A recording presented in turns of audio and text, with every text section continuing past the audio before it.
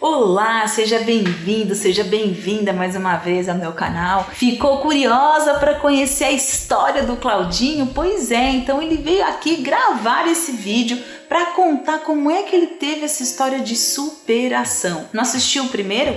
Vou deixar o link aqui. Ele deu dicas valiosíssimas sobre o segmento beleza para você montar seu estúdio.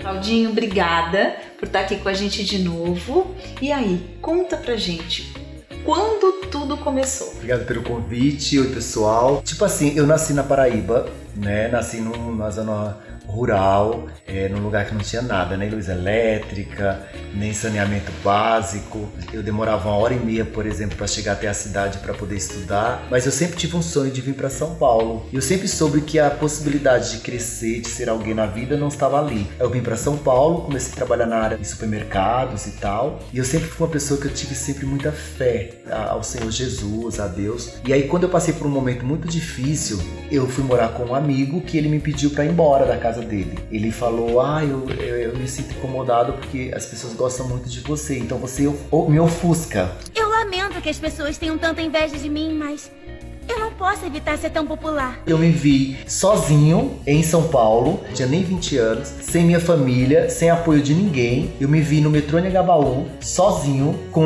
uma mochila e uma bolsa. Era a única coisa que eu tinha. E eu, quando criança, eu tive muitos problemas com meu avô, que ele sempre dizia pra mim que eu nunca ia ser nada, que eu não prestava e que eu ia viver o resto da vida às custas dele. E aquilo ficava na minha cabeça. E eu falava assim, se eu voltar pra casa dele, ele vai passar isso na minha cara. Então eu tô em São Paulo, eu vim pra vencer, eu não venci ainda, eu não vou voltar. Deixa seu like, o YouTube vai pegar e vai oferecer para outras pessoas. E aí eu me vi no metrô Anhangabaú, e aí eu não tinha quem recorrer, e eu recorri a Deus. Eu falei, Senhor Jesus, o Senhor me trouxe até aqui e não foi para passar por isso. Eu não sei o que fazer, eu não sei para onde ir, eu só gostaria que o Senhor colocasse uma pessoa do meu lado que me orientasse.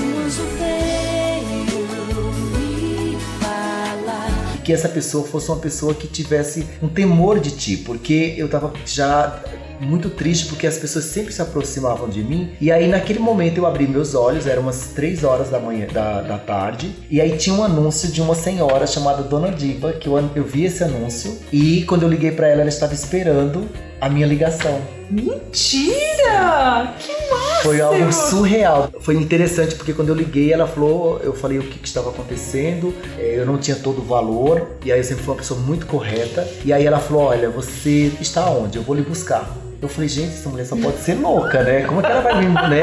E aí ela falou, não, então se você souber como vir, você vem, eu moro aqui, a rua é no Socorro, lá no Socorro, lá em Santo Amaro. Então eu peguei o ônibus, fui pra casa dela, ela falou, quando chegar aqui eu lhe explico. Ela era uma senhora cristã, de uma congregação, da Congregação Cristã do Brasil. Na quarta-feira ela tinha estado na igreja, então foi revelado a ela que ela colocasse um anúncio na cesta que uma pessoa, um rapaz, um menino que era muito amado por Deus, Deus ia colocar essa pessoa no caminho dela, e ela tinha a finalidade de cuidar dele.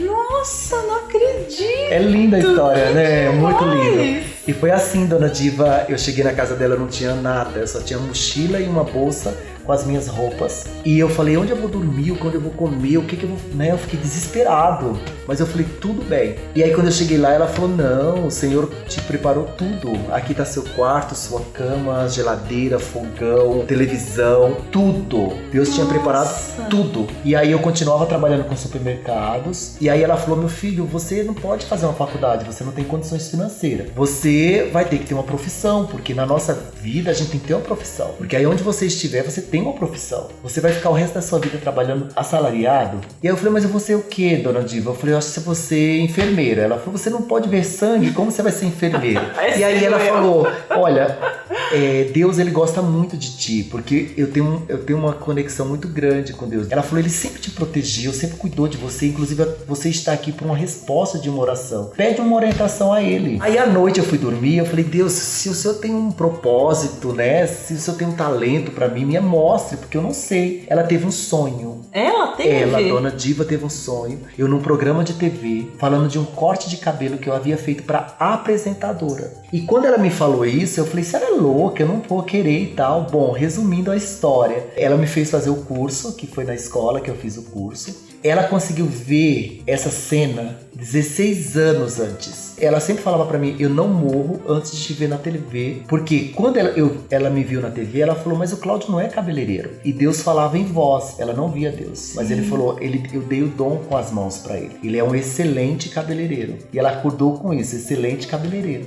16 anos depois, eu estava indo fazer um programa de TV com a Jaqueline Stefano pra falar de visagismo, onde nós íamos falar do visagismo que ela tinha passado, pelo processo do visagismo, o quanto tinha mudado a história da vida dela. Era um especial comigo. E eu ligo pra ela, eu nem lembrei, eu liguei pra Dona Diva. Dona Diva, você tá em casa hoje? Ela falou, tô, meu filho. Falei, então ligue na Hit que eu vou mandar um beijo pra senhora. Queria mandar um beijo pra minha mãe, pro meu pai.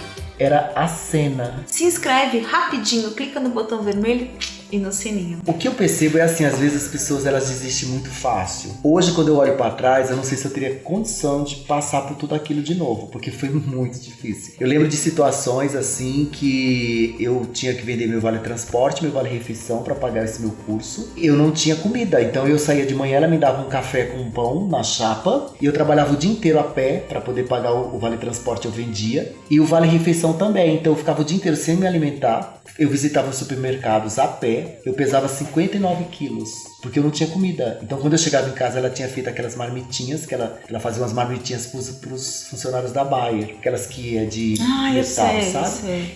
Ela guardava pra mim, aí eu comia, tomava um banho, trocava de roupa, eram 2 calças e 2 camisetas brancas, e ela lavava e colocava atrás da geladeira. Então quando eu chegava, ela terminava de passar no ferro, eu ia a pé até a escola, que era perto da Avenida Santo Amaro, dava tudo de novo.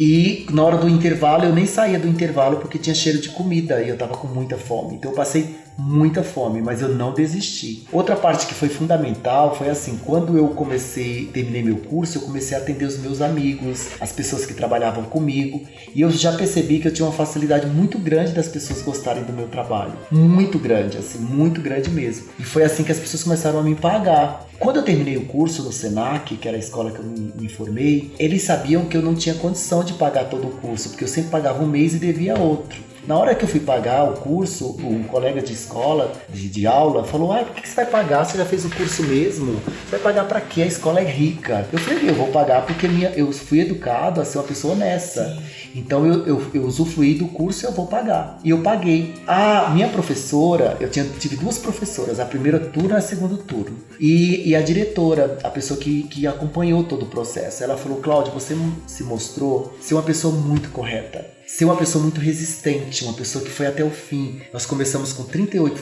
alunos, terminamos com 14. Nossa! Nós sabemos a dificuldade que você tinha e não tem ninguém para te ajudar, não tinha família por perto, você não desistiu e você foi um dos poucos que pagaram o curso inteiro. Então se um dia você precisar de ajuda, pode contar com a gente. Aí eu já estava atendendo assim algumas pessoas, já estava numa outra empresa ganhando mais, só que eu não estava feliz porque não era aquilo que eu tinha nascido para ser, né? E aí eu comecei a pensar nas minhas professoras, eu falei, eu vou passar lá para dar um beijo nelas. Quando eu cheguei, elas falaram, quem te avisou que a gente tá te procurando?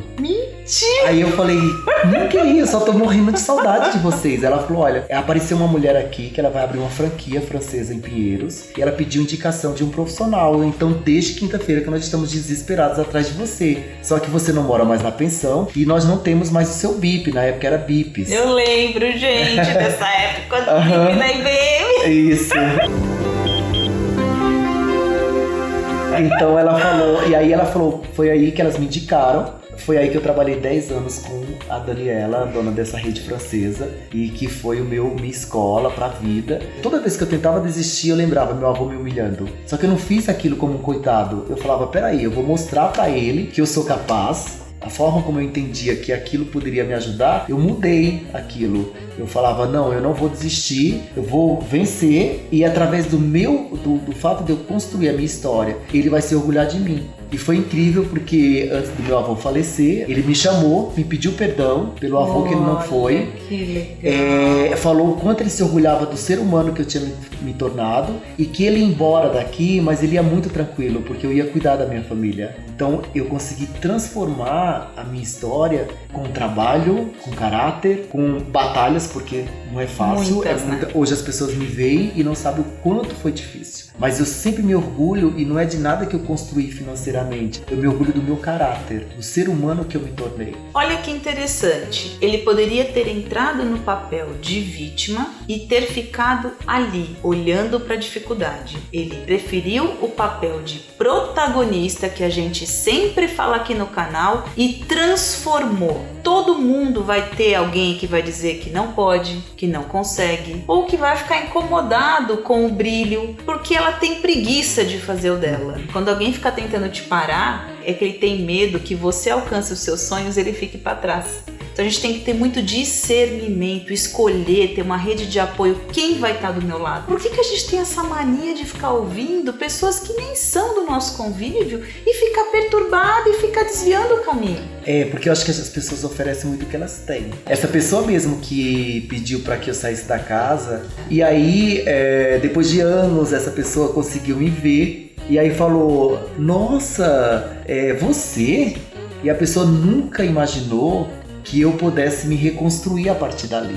E eu me reconstruí não só pela minha força, mas pela força que foi da minha fé. E eu tive sempre meus valores, que foram de pessoas muito simples, como minha avó e minha mãe, mas que me criaram com caráter. A força que eu tive de não desistir e a fé que eu tive no Deus vivo, que estava comigo sempre. E aqui eu vou dizer para você, dentro de cada religião, dentro do que você acredita, de repente você não acredita até em Deus, mas você acredita na sua força interior, você acredita num poder maior, não importa. O que você tem que fazer, por isso que a gente fala que aqui na Empreenda Sem Mistério, você tem a roda da vida, você tem que ter equilíbrio em todas as áreas. Não adianta você estar super bem financeiramente, como é que está a sua gratidão? Na verdade, eu acho que a gente não tem que ter vergonha da nossa história, tudo é um aprendizado, né? A gente está aqui para isso. Eu tenho muito orgulho da minha caminhada, né? E eu acho que eu dividir pode inspirar outras pessoas a não desistirem, né? Gente, um grande abraço virtual e até a próxima.